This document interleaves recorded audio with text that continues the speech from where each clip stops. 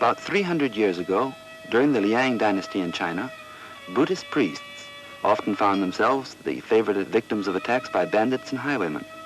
They responded in a rather unpriest-like fashion by creating a system of self-defense, which is to this day unequaled for its deadly effectiveness. Thus was born the vigorous art of karate, a form of self-defense in which no weapons of any sort are used.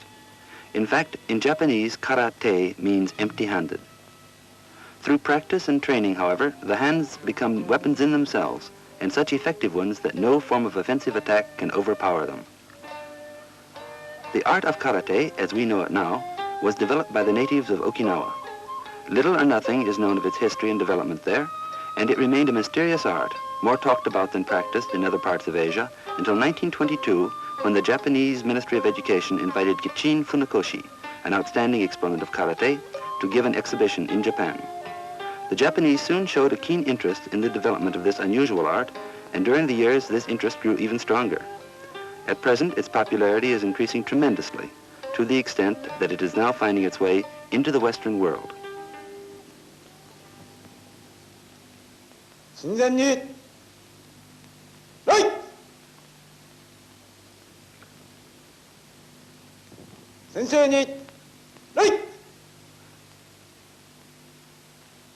Karate uses every striking surface of the body, both for defense and for attack.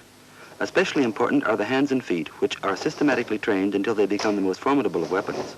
Since karate is essentially a defensive art, they become defensive weapons, to be used when attacked, in which case they are also used for counterattack.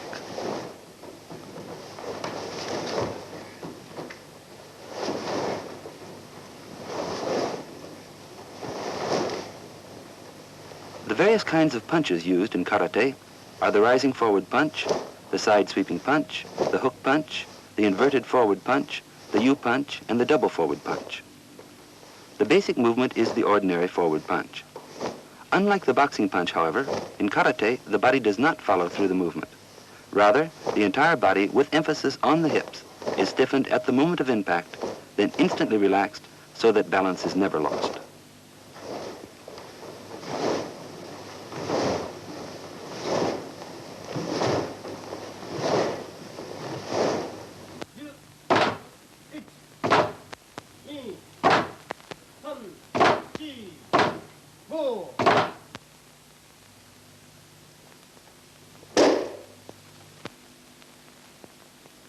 Just as important in karate as the punch is the kick.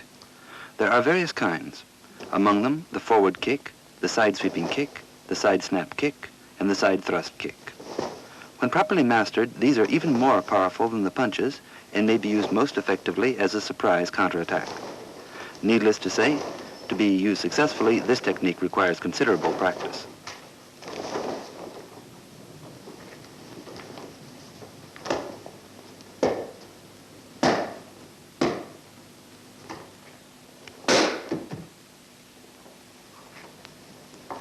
The basic principle of karate is that a strong defense is the best possible offense.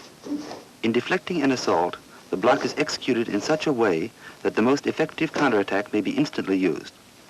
Thus, in karate, the defender, paradoxically, is almost always assured of victory over the attacker. If the block is forcible enough, however, there is often no need for any further counterattack. In other cases, the opponent's attack is both anticipated and prevented by a suitable counterattack.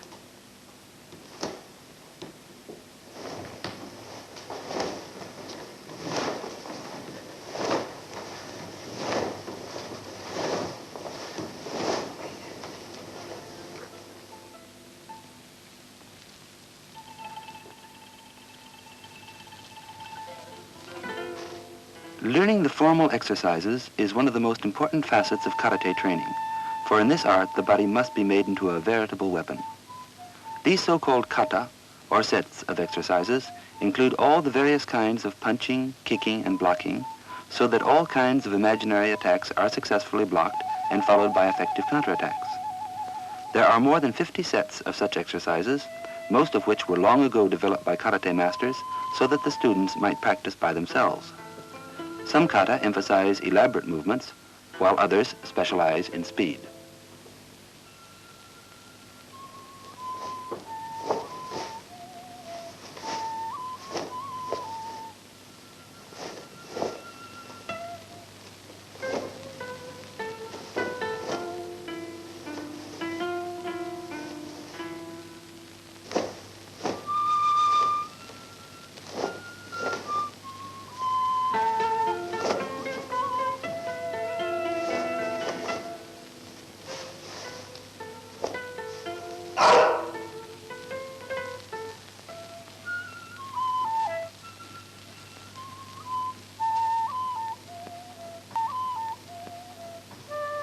Sparring with another student comes only after one has become thoroughly familiar with the basic movements of karate. In these mock fights, the attacker is prearranged, and the defender is required to apply the block proper to the mode of attack, following with the counterattack.